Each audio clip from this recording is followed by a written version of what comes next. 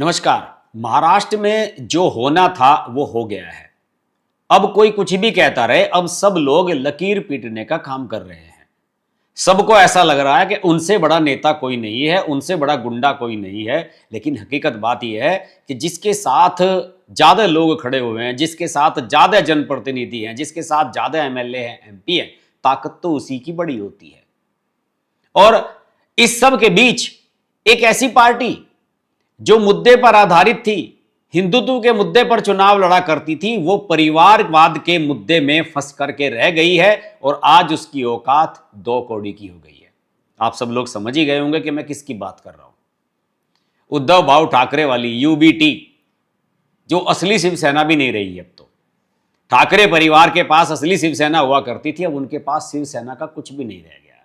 केवल नाम की शिवसेना उनके पास रह गई है। और एक बार नहीं, 2 बार नहीं, 3 बार उनकी पार्टी तोड़ दी गई है।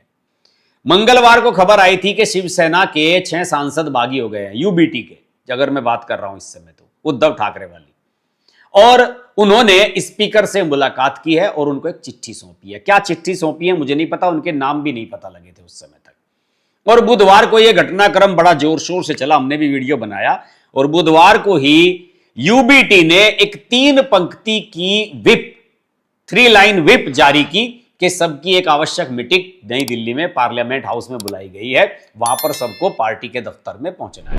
हर पार्टी को वहां पर अपना कक्ष मिला होता है, वहां पर विप पहुंच दिया। अब देखिए, कायदे से अगर आपको अपने सांसदों को रोकना है तो आपकी पॉलिटिक्स तो मुंबई से चलती है, महाराष्ट्र से चलती है। आपको मुंबई में बैठक बुलानी चाहिए थी। लेकिन संजय राउत जैसे अक्लमंद लोगों ने कहा कि नहीं, दिल्ली में बैठक बुलाते हैं। हालांकि ये सारे सांसद अलग अलग वजहों से ये कह रहे थे कि हम एक बैठक उद्धव ठाकरे ने भी बुलाई थी, उसमें ये कोई सा नहीं गया था। किसी ने कहा कि मेरी बेटी की शादी है, किसी ने कहा मैं अपने काम से दिल्ली आया हूं, सबने अलग अलग रीजंस दे दिए। अब इन्होंने बुलाया कि साहब आइए, आप पार्लियामेंट में बैठते हैं, वहां पर हमारी मीटिंग होगी। और कल जब पहुंचे तो केवल 3 लोग वहां मौजूद थे। संजय राउत तो राज्यसभा के सांसद हैं। लोकसभा के अगर सांसदों की बात करूं, अरविंद सावंत, अनिल देसाई और राजा भाऊ वाजे, ये 3 इनके लोकसभा के सांसद आए। इन्हीं को आना था और यही आए। और जो नहीं आए, संजय पाटिल, ओम राजे निंबालकर, संजय जाधव, संजय देशमुख, भाऊ साहब वोकचोरे और नागेश पाटिल अस्टीकर। नागेश पाटिल अस्टीकर के बारे में उम्मीद की जा रही थी कि शायद ये उद्धव ठाकरे के साथ ही रहे, क्योंकि कल एमएलसी का चुनाव है और यानी कि 18 तारीख जो गुजर गई, इसमें एमएलसी का चुनाव हो रहा था और उसमें अस्टीकर का बेटा यूबीटी के समर्थन से चुनाव लड़ रहा था। उसके बावजूद भी अस्टीकर साहब उसमें नहीं पहुंचे। अब संजय राउत सारा दिन बैठे रहे, मीडिया वाले पूछने आए, गालियां बकते रहे, फलाना है, ये है, वो है। उन सब सांसदों को गालियां दी और कहा कि हमने इनको नोटिस जारी कर दिया है, 7 दिन के अंदर जवाब मांगा गया है। और ये भी कहा उन्होंने कि आपका जो रजिस्टर्ड ईमेल आईडी है उस पर आपको ईमेल की गई है, व्हाट्सएप पर बाकायदा भेजा गया है, जो आपने रिसीव भी किया है।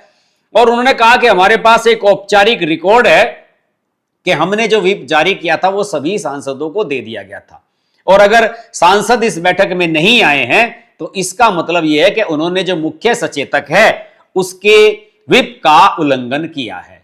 और इस तरीके से हम उनके खिलाफ एक कार्रवाई के लिए लिखेंगे स्पीकर को और कहेंगे कि साहब ये हमारे व्हिप पर आए नहीं और इन्हें दल बदल की जा रही है, इनके खिलाफ अयोग्यता की कार्रवाई की जाए। पता नहीं संजय राउत को किसने ज्ञान दिया। जो व्हिप जारी होता है वो सदन के भीतर की कार्रवाई के लिए होता है। किसी मुद्दे पर वोटिंग होना है, किसी मुद्दे पर चर्चा होनी है, डिबेट होनी है, या सबकी उपस्थिति उसमें आवश्यक है, हाथ खड़े किए जाने हैं, ध्वनि मत से कोई प्रस्ताव को गिराना है, उठाना है, उस सब के लिए व्हिप जारी किया जाता है। पार्लियामेंट की जो इंटरनल प्रोसीडिंग्स है।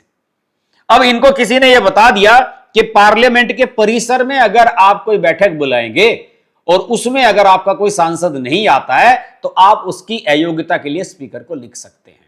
यह मूर्खतापूर्ण लॉजिक है।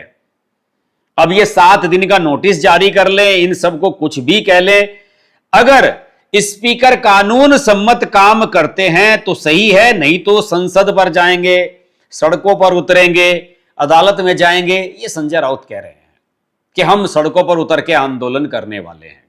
और मैं आपको बता दूं कि सभी जो सांसद हैं ये शिंदे सेना में जा रहे हैं, इन सब की सुरक्षा बढ़ा दी गई है और संजय राउत पूरी तरीके से इस बात को लेकर के तिलमिला गए हैं।